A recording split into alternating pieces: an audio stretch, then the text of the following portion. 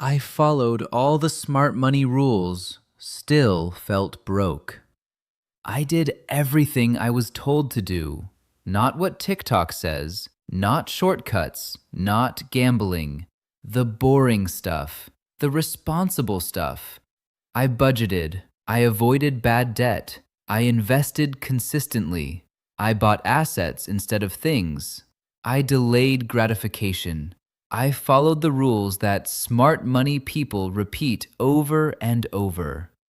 And yet, year after year, I still felt broke. Not poor, not reckless, just stuck. On paper, I was doing fine. My net worth was growing, my spreadsheets looked healthy, my accounts were up and to the right. But my day-to-day life didn't feel like progress. It felt tight, fragile, one unexpected expense away from stress.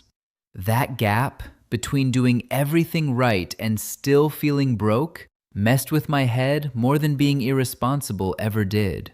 Because when you're reckless, you know why things aren't working. When you're disciplined and still uncomfortable, you start questioning yourself. At first, I assumed the problem was patience. Then I assumed it was income. Then I assumed I just needed to do more of the same. What I didn't realize was that I didn't have a money problem. I had a structure problem. The first rule I followed religiously was pay yourself first. I automated savings. Money left my account the moment I got paid. On paper, that's perfect behavior. But what I didn't see at the time was where that money was going and what it was actually doing for me. Some of it sat in low-yield savings accounts because emergency fund. Some of it went into investments that looked responsible but moved painfully slow. Some of it went into assets that grew on paper but didn't help my cash flow at all. I was technically saving, but I wasn't building flexibility. Next rule: avoid bad debt. I took this seriously. No consumer debt, no credit card balances, no lifestyle financing. Again, sounds perfect. But here's the blind spot. Avoiding bad debt doesn't automatically create good leverage. I avoided interest, but I also avoided opportunities that required upfront capital. I played defense so well that I forgot offense existed. Then came investing. Index funds, long term, don't touch it, let it compound. This advice is mathematically sound. Over decades it works. But here's what nobody tells you. During the long middle stretch, it can feel like your money is locked away in a future version of your life that you're not living yet. My investments were growing, but they weren't usable. I couldn't touch them without penalties, taxes, or psychological guilt. So my net worth went up, but my usable money didn't. That's when the weird feeling started. I wasn't living paycheck to paycheck, but I wasn't free either. I was asset rich and cash sensitive. Then came the biggest smart money move: buying assets that are supposed to make you wealthy. Real estate, retirement accounts, long-term holdings. Again, on paper, great. In reality, I learned that assets don't pay bills unless they produce cash flow or you sell them. Equity feels amazing in spreadsheets and terrible at the grocery store. I watched people with six-figure net worths panic over $2,000 expenses. I realized I was one of them. That's when it hit me. Smart money advice often optimizes for net worth, not for livability. Net worth doesn't care if you feel stressed. Net worth doesn't care if your cash flow is tight. Net worth doesn't care if every surprise wrecks your month. Structure does. I followed rules that were individually correct but poorly integrated. Each rule made sense alone. Together, they created friction. I had money in places that were good long-term, but useless short-term. I had assets I was proud of, but couldn't lean on. I had discipline without optionality. That's when I started asking different questions. Not, am I investing? But can my system absorb shock? Not, is this tax efficient, but does this help me breathe? Not, will this be great in 30 years, but does this improve my life in the next 3? I realized that a lot of smart money rules assume a stable, predictable world. Stable income, stable health, stable expenses, stable markets. Real life is not stable. Pipes burst, jobs change, rent goes up, markets drop when you need money the most. A strategy that only works in ideal conditions is fragile. I had built a fragile system and called it disciplined. Another uncomfortable truth.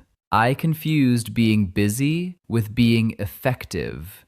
I tracked expenses obsessively, but I didn't track liquidity. I optimized returns, but I didn't optimize access. I minimized risk on paper while increasing stress in reality. I also realized something that's rarely said out loud. Following rules feels safer than thinking independently. Rules outsource responsibility. If it doesn't work, you can say, I did what I was supposed to. But eventually, that excuse wears thin. I started looking at people who technically did everything right and still felt trapped. Homeowners with massive equity and tiny margins. Investors with impressive portfolios and constant anxiety. Business owners with high revenue and no buffer. They weren't stupid. They weren't lazy. They weren't reckless.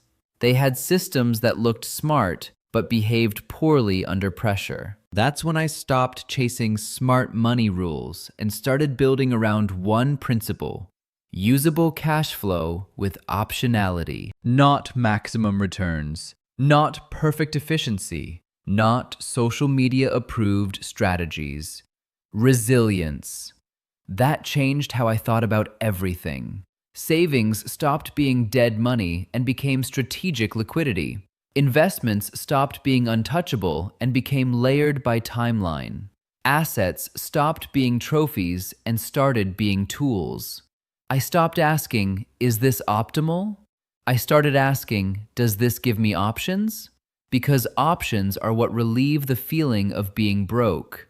Not income alone, not net worth alone. Options.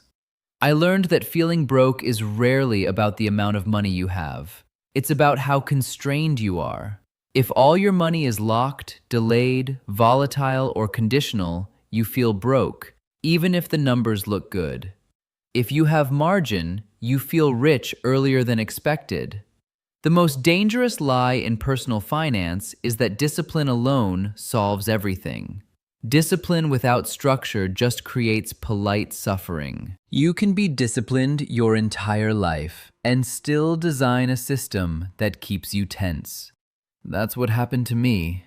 I didn't need more willpower. I needed a better layout. Once I rebuilt around liquidity layers, realistic timelines, and shock absorption, the feeling changed, even before the numbers did. I wasn't richer yet, but I wasn't anxious anymore. And that's when I understood the real goal. Smart money isn't about following rules. It's about understanding trade-offs. Every rule costs something. Every strategy sacrifices something. If no one tells you the cost, you pay it unknowingly. I paid with time. I paid with stress. I paid with years of feeling behind while doing everything right. If you feel broke despite being disciplined, you're not crazy. You might just be running a system that looks intelligent but isn't designed for real life.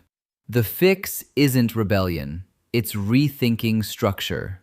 Because money doesn't fail people as often as systems do. And once you see that, you stop blaming yourself and start redesigning the game.